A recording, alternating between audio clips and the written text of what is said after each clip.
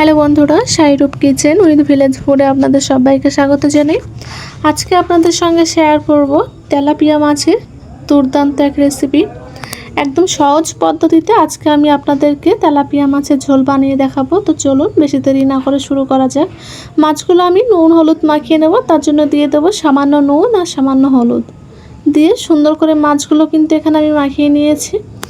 কড়া বসিয়ে কড়া গরম হয়ে গেলে পরিমাণ মতো তেল দেওয়ার পরে তেলটা সুন্দর করে গরম হয়ে গেলে আমি এক এক করে মাছগুলো দিয়ে দেব। তো মাছগুলো দেওয়ার পরে মাছগুলো এক পিঠ ভাজা হয়ে গেলে মাছগুলো উল্টে দেব। তো মাছগুলো কিন্তু আমার সুন্দর মতো ভাজা হয়ে গেছে। মাছগুলো আমি এক এক করে তুলে নেব। কড়াইতে যে তেল আছে বাকি মাছগুলো আমি একই পদ্ধতিতে সুন্দর করে ভেজে নেব।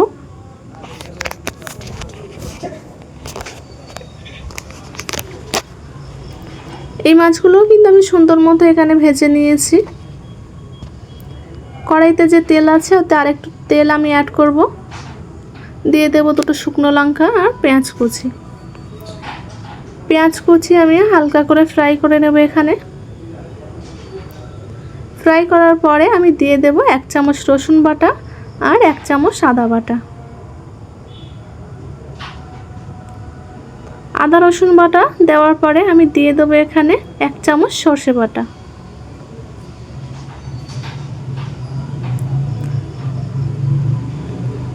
আমি এখানে দুটো বড় বড় টমেটো কুচি করে রেখে দিয়েছিলাম, সেগুলো দিয়ে দিলাম। টমেটো দেওয়ার পরে আমি এখানে স্বাদ মতো নুন দিয়ে দেব।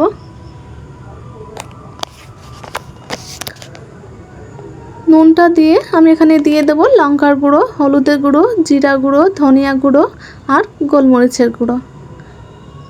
এখানে মশলাটা জ্বলে না যায় তার জন্য দিয়ে দেব সামান্য একটু জল। অল্প অল্প জল দিয়ে আমি 2 থেকে 3 বার মশলাটা সুন্দর করে কষিয়ে নেব। তো দেখুন মশলা কিন্তু সুন্দর করে আমি এখানে কষিয়ে নিয়েছি। একদম মশলার গা থেকে তেল ছেড়ে দিয়েছে। এই পর্যায়ে আমি ভেজে রাখা মাছগুলো দিয়ে দেব। ভেজে রাখা মাছগুলো দেওয়ার পরে আমি 2-1 বার সুন্দর করে নাড়াচাড়া করে মশলাটা মাছের গায়ে ভালো করে মিক্স করে নেওয়ার পরে পরিমাণ মতো জলটা দিয়ে দিলাম।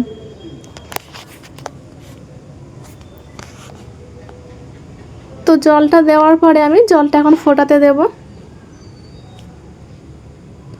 জলটা কিন্তু আমার পুরোপুরি ফুটে গেছে। আমি একটু কিছুক্ষণের জন্য লো ফ্লেমে রেখে দেব। তো দেখুন জলটা কিন্তু অনেকটা শুকিয়ে গেছে এখানে। আর আমার মাছ ঝোল কিন্তু একদম কমপ্লিট হয়ে এসেছে। একটু ঝোলই রাখবো আমি। এই পর্যায়ে আমি নামিয়ে নেব। তো আমি কিন্তু মাছ ঝোল এখানে নামিয়ে নিয়েছি। দেখুন কতটা সুন্দর হয়েছে। আশা করি দেখেই বুঝতে পারছেন কতটা লোভনীয়। একদম সহজ একটা রেসিপি, অবশ্যই বাড়িতে একবার ট্রাই করবেন। দুর্দান্ত খেতে হয় রেসিপিটি। আর কেমন হয়েছে রেসিপিটি অবশ্যই কমেন্টে আমাকে জানাবেন। ভিডিওটি ভালো লাগলে অবশ্যই লাইক করবেন। আর এরকম নতুন নতুন ভিডিও পেতে অবশ্যই চ্যানেলটি সাবস্ক্রাইব করে পাশে থাকবেন, যাতে আরও ভালো ভালো ভিডিও আপনাদেরকে দিতে পারি।